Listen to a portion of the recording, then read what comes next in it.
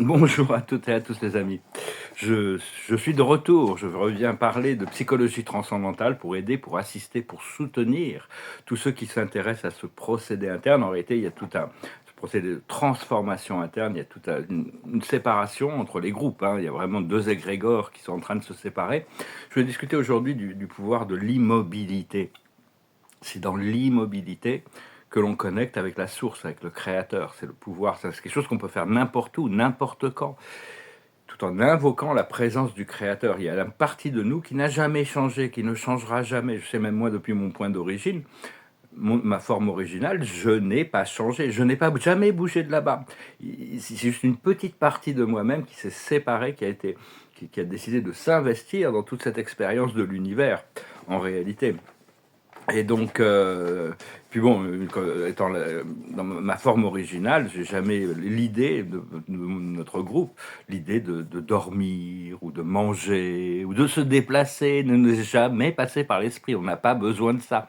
Donc, c'est bon, enfin bon, après ça, c'est les révélations. C'est ma présence je suis qui m'a révélé ça, parce que j'étais prêt à connaître ce secret de mon origine. Je peux pas trop en parler, mais on a tous les secrets de notre origine qui vont se révéler comme l'histoire de notre âme. Il faut comprendre que depuis notre présence, notre divinité, on n'a pas d'extérieur. On n'a pas d'au-delà et il n'y a pas d'autre. On est connectés à l'un qui est tout. Et donc il y a vraiment Dieu, c'était avant l'origine et après la destinée. C'est-à-dire que on, nous, on a une origine, un point d'origine, d'où on vient, et puis on a toute une histoire. Et cette histoire va aussi demander pour connaître vos vies passées. Ça se révèle au fur et à mesure que on a besoin de savoir des choses, où ça devient cohérent dans notre expérience actuelle, sur toutes ces centaines et ces centaines d'existences passées. Et la destinée, c'est le retour à l'origine, au point d'origine, au point où on est parti. Et donc c'est pour le moment, on est en train vraiment il y a toutes sortes il y a ce désir de retour à la source. Mais c'est pas facile pour amener beaucoup de gens sont pas faciles de les ramener à la lumière parce qu'ils adorent le drame. Le drame, c'est quelque chose qui est assez excitant, hein, le drame, le bien contre le mal, la lutte d'opposition. Il y a qu'à voir dans tous les films et les séries télé, il y a toujours cette lutte d'opposition. Ça crée une sorte de tension énergétique qui force une sorte d'évolution. Bon, dans les films et les séries, c'est généralement le mal qui prend la domination et à la fin le bien qui gagne. C'est un peu ce que les gens aiment. Les films, généralement, ça finit bien, hein, mais bon, en réalité, la vie, c'est un peu pareil, ça finit bien. Il y a tout un drame Par contre, on peut apprécier des drames dans la fiction, ou dans la manière dont on cherche des distractions, mais on doit l'éviter dans notre vie de plus en plus, hein, être vraiment... Et il y a ce flash solaire qui va arriver. Le flash solaire, c'est quelque chose de très important, qui va vraiment changer beaucoup de choses. Et personnellement, il y a plein de choses que mon esprit me montre, que je ne sais pas faire encore. Bon, il y a des choses que je sais faire, j'ai appris, mais dans le monde astral spirituel. Mais il y a beaucoup de choses que je n'arrive pas encore à faire. Et peut-être qu'après le flash solaire, tout va se mettre en alignement. Donc ça va se faire, comme la lévitation, la télékinésis, toutes sortes de pouvoirs psychiques que je pratique très facilement dans les mondes astraux, mais que je n'ai pas encore maîtrisé, même si je comprends le principe intellectuellement de beaucoup de choses, comment utiliser le cristal de l'antigravité, ou utiliser nos ailes énergétiques. J'ai pas encore complètement intégré tous ces pouvoirs. Et on a toutes sortes de choses qui se préparent dans notre corps, dans nos corps subtils, et le flash solaire risque de mettre en activation toutes sortes de pouvoirs. Ça va être très très excitant. Je Donc voilà, on doit se préparer. Bon, j'avais pris une petite note là parce que j'étais un petit peu... il pousse un peu nos boutons des fois. Là, sur les choses de la matérialité. Je vais peut-être essayer de racheter un téléphone Samsung parce que, enfin, pas faire de la pub, je n'ai pas fait de la pub, mais enfin, j'étais assez content de ces produits. Là, j'ai dû acheter, quand j'ai changé mon téléphone, j'ai pris le moins cher, c'est un téléphone chinois. Il y a 6 poubelles. Tous les jours, il faut vider 6 poubelles. Et à chaque fois, il y a des publicités qui sortent, donc il faut penser à vider les poubelles offline. Et il y a des compagnies qui, je trouve que les publicités audiovisuelles sont extrêmement agressives. Il y a une compagnie que je sais, c'est une bonne compagnie, comme sans vouloir faire de publicité, cette compagnie chinoise Temu, qui ont des bons produits en général et qu'ils livrent rapidement et tout ça. Mais leur publicité est d'une violence tellement extrême maintenant que vraiment je suis obligé de penser que je vais devoir faire autrement, hein. Et Et donc, et aussi dans ces téléphones chinois, leur dictionnaire est complètement nul. Ils savent pas parler français, ils savent pas parler anglais. Enfin bon, c'est juste un petit coup de gueule. Bon, enfin, c'est pas méchant, hein, c'est pas grave, on s'adapte, on fait avec. Je voulais dire qu'il y a le karma c'était fini. C'était tout le karma artificiel qui est fini. La loi éternelle de cause à effet ne change pas. Tout le monde doit faire face aux conséquences de ses actions. Et personne ne peut échapper à cette loi qui est immuable. Donc, c'est juste ils poussent des boutons à l'intérieur de nous pour nous faire croire qu'on doit passer à travers une souffrance ou une mémoire ou repousser des traumatismes encore et encore dans notre esprit grâce à des technologies, des intelligences artificielles. Et tout ça, c'est déconnecté, hein. Mais la loi éternelle de cause à effet est toujours valide. Mais bon, avant ça, ça nous passait dans des loops, des sortes de boucles qui étaient vraiment infernales et éternelles, où on se répétait toujours des mêmes histoires traumatisantes. Et ça, c'était pas naturel, ça venait de l'intelligence artificielle extraterrestre négative. Et tout ça, c'est fini, hein. Donc, la première fois que je me suis rendu compte de ça, je n'étais pas conscient, mais j'ai dû prendre conscience de ces technologies invasives. J'habitais au Denver, dans le Colorado, à la fin des années 90. Et dans l'œil d'esprit très ouvert, et puis pendant mes méditations, des fois je voyais quelqu'un avec un pistolet qui me branche, qui me façait comme ça et qui tirait. Je dis, oh, qu'est-ce que c'est que ce truc, quoi. Genre, j'en avais parlé, j'ai eu une consultation avec mon maître guide, et il m'a dit, non, mais t'inquiète pas, c'est des trucs, ouais, ça vient au hasard, c'est comme ça. Il pouvait pas m'expliquer les tenants et les aboutissants, mais enfin, il m'a dit, c'est pas un truc personnel, c'est juste, ils envoient des images négatives dans le champ collectif pour garder la fréquence. Mais tout ça, c'est en train de s'éteindre, hein, c'est vraiment fini. Et donc, je vous remercie de penser à vous abonner, je vous remercie pour vos likes, je vous remercie pour vos commentaires, ça me fait plaisir de savoir comment vous ressentez les choses. Je vous remercie aussi de partager ces vidéos, je vous remercie pour vos dons, si vous voulez discuter de peinture ou une consultation privée, je vous remercie de m'envoyer un email. Et je voulais dire aussi que corps émotionnel, c'est vraiment ce qui nous garde en alignement. C'est une sorte de baromètre. Et notre corps, en tant qu'humain, on a un corps émotionnel, ça fait partie de l'équation humaine.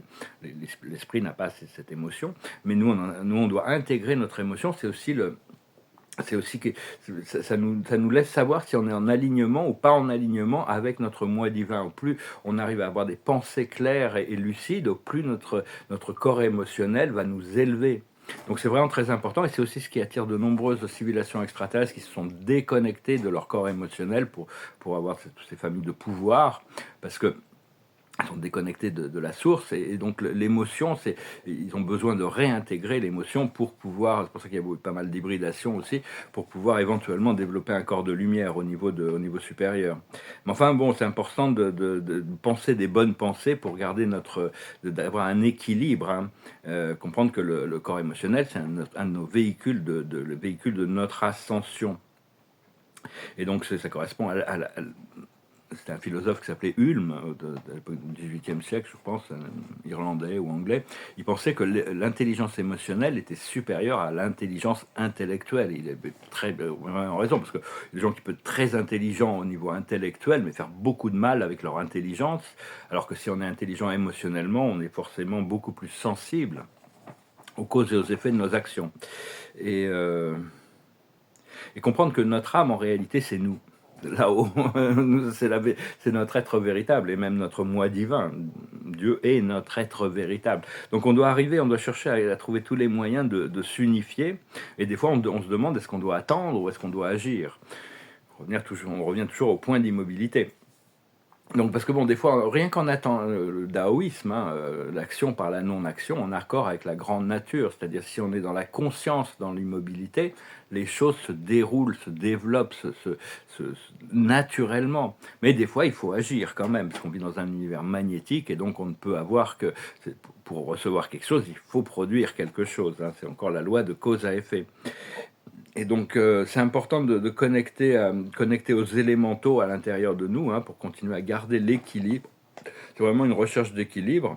Tout est question d'équilibre et d'harmonisation entre le masculin divin et le féminin divin, entre le mental et l'émotionnel, entre le lunaire et le solaire, entre le réceptif et le créatif, hein. Donc et il y a toutes sortes de quantum entanglements, c'est-à-dire je sais pas comment entanglements, des connexions quantiques qui sont complètement dans notre conscience, c'est-à-dire on peut être connecté à des situations ou à des gens qui sont complètement en dehors de notre espace physique, hein. Donc il faut comprendre que le champ quantique est beaucoup plus vaste, nous permet de connecter à tout en réalité, sans avoir malgré le fait que ça ne soit pas dans notre forcément dans notre réalité matérielle.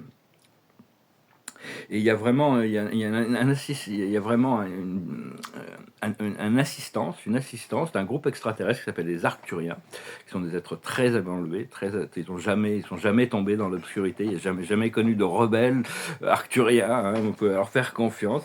Et là, ils sont en train d'influencer la matrice pour l'activation du troisième œil dans toute l'humanité. C'est tout ce qu'ils font avec leur technologie, c'est complètement aligné avec la loi naturelle. C'est pour décalcifier la glande pinéale, et parce que comprendre que c'est pour restaurer ce qu'on doit avoir l'intention, c'est de restaurer notre nature, notre architecture naturelle divine. Et aucune intervention synthétique va nous permettre ça, hein, tous ces trucs électroniques ou quoi que ce soit, essayer d'improuver, de faire mieux que le divin, c'était les causes de la rébellion céleste, hein, ouais, moi je peux faire mieux que Dieu, hein, donc tout ça c'est complètement futile. Tout ce qu'ils peuvent essayer de faire comme tous les produits qui nous aidaient à une époque, comme des béquilles, tout ça, maintenant, il vaut mieux chercher l'état naturel, hein. Mais on peut pas chercher à améliorer l'intelligence du dessein divin. Et donc, éviter les substances qui vous prennent plus d'énergie qu'elles ne vous en donnent. Et bon, les difficultés de la vie, on passe tous par des difficultés dans cette vie, hein, on est là pour transmuter, mais ça révèle le caractère. C'est quand on est vraiment dans des difficultés que Dieu peut savoir, bon, notre âme et l'univers peut voir où est-ce qu'on en est. Est-ce qu'on est capable de rester, de garder les principes moraux quand on est dans la difficulté. Donc c'est des tests un petit peu, parce que bon, il y a vraiment toute cette séparation. Il y a deux races humaines qui sont en train de se dessiner. Les humains qui veulent rester dans le sommeil et leur zone de confort, et ceux qui sont capables d'accepter le chaos du réveil, parce que le chaos du réveil, c'est pas forcément facile.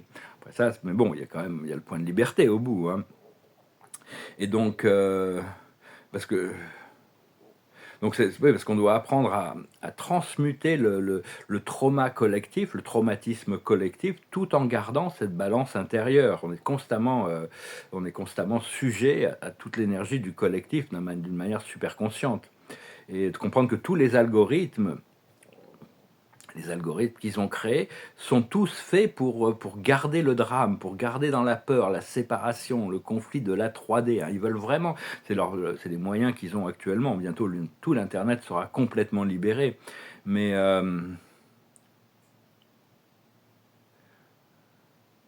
c'est-à-dire que il faut pas hésiter à accepter le changement qui se passe avec nous, plutôt que de rester dans le moule de ce que de notre ancien moi, hein, on n'a pas, on doit pas, on peut pas laisser d'autres personnes vouloir nous garder, nous empêcher de devenir qui on est, hein. Que ce soit à cause de la société, des amis, des amants, de la famille, tous ceux qui ne font pas l'ascension vont vouloir nous garder dans leur zone de confort, mais on peut plus. C'est vraiment l'heure du choix. Et puis il y a tout ce truc avec tous les gens qui ont besoin de parler du monde des célébrités ou de la météo. Tout ça, c'est des trucs de la 3D, hein, quand même. Bon, ça ne veut pas dire qu'on n'est pas conscient. C'est ce qu'on appelle les NPC, les non-player characters, c'est-à-dire des gens qui sont incapables de penser indépendamment et qui suivent les modes. La mode, ça passe, hein. Tout ce qui est à la mode, ça va passer. Donc on doit chercher des valeurs au-delà de même dans l'art, hein. Il y a des choses qui sont très à la mode dans l'art, mais ça va passer. Dans tout ce qu'il y a, tout ce qu'il y a de l'âme et de l'esprit, il y a un esprit, ça traverse le temps. C'était Hegel, le philosophe, qui avait étudié un peu les notions de créativité. Il disait que un tableau de paysage, par exemple, un coucher de soleil dans un tableau, doit nous inspirer à vouloir aller voir un vrai paysage. Ça doit nous rappeler, ça doit nous donner la sensation, et ça doit transporter des valeurs à travers le temps. C'est-à-dire que bon, mais il y a toute une renaissance qui se prépare à passer. Là, hier, j'étais à Paris, j'ai pu voir des galeries, j'ai fait quelques bons contacts, discuté avec quelques personnes, c'était assez sympathique. Et donc il y a tous ces gens qui sont des NPC, hein, des gens qui ne sont pas, qui peuvent pas avoir une indépendance intellectuelle, qui ont besoin qu'on leur dise quoi faire. C'est pas donc c'est des gens qui vont suivre. Et ça, c'est vraiment une espèce. Ils n'ont pas prévu de se réveiller dans cette vie-là. Hein, faut être gentil avec eux, mais il faut pas non plus les laisser vous empêcher d'être qui vous devez être.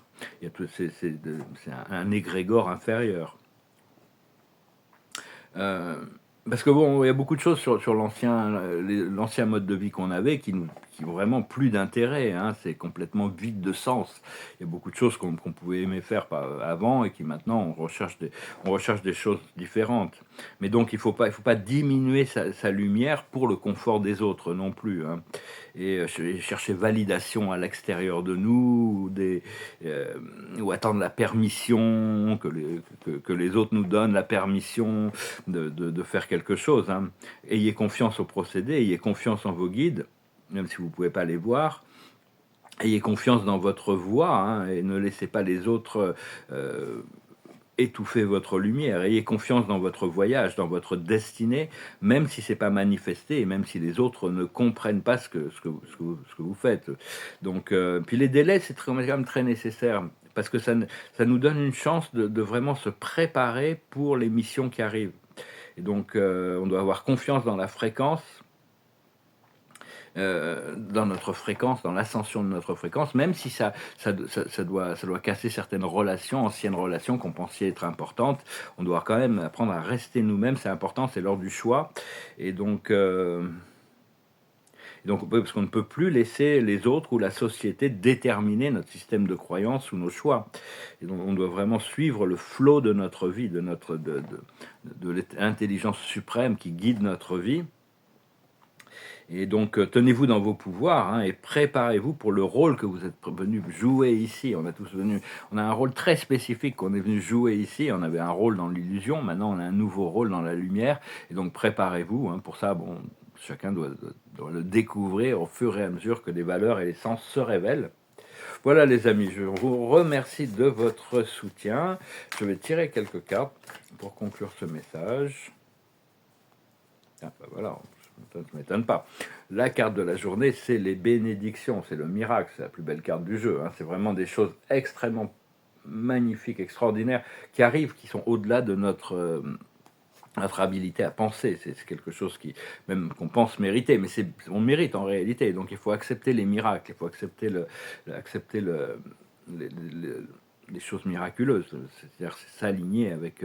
Au plus on est aligné intérieurement, au plus nos intentions sont pures, notre conscience est claire, au plus ces choses vont arriver de manière. Ça va comme une cascade. Hein. La plus haute sagesse, c'est une longueur d'avance.